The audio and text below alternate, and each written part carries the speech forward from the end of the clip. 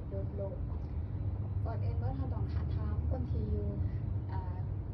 สถานที่เกิดอุบัติเหตุเนาะว่าคนเจ็บเกิดอุบัติเหตุโดนปันไดและขอความช่วยเหลือจากคนอ้อมข้างให้โทรหาหน่วยกู้ภัยเพื่อมาหาคนเจ็บนำส่งหมอเนาะก่อนอื่นเมื่อเราก็นำคนเจ็บไปในพื้นที่ที่ปลอดภัยและพื้นที่เนาะจะถามคนเจ็บก่อนอื่นเมื่อเราก็มาพูดคนเจ็บเนาะ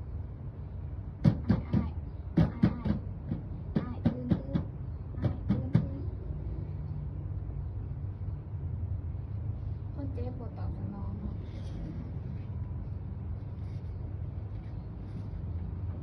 มันจะมาข้ามสีจอดของเราและฟังลมหายใจ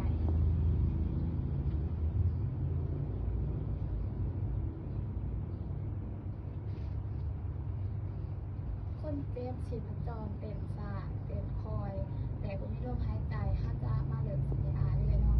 ก่อนถ้าจะ CPR ถ้าจะมาสังเกตเบิ่งปากของคนเจ็บว่ามีหยัง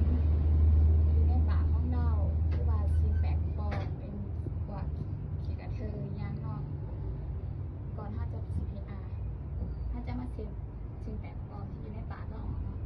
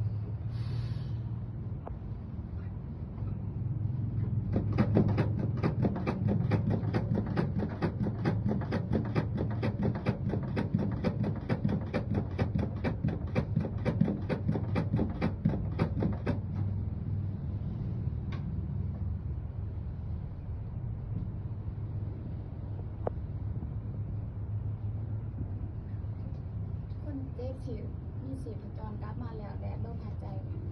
ของคนเจ็บก็มีแล้ว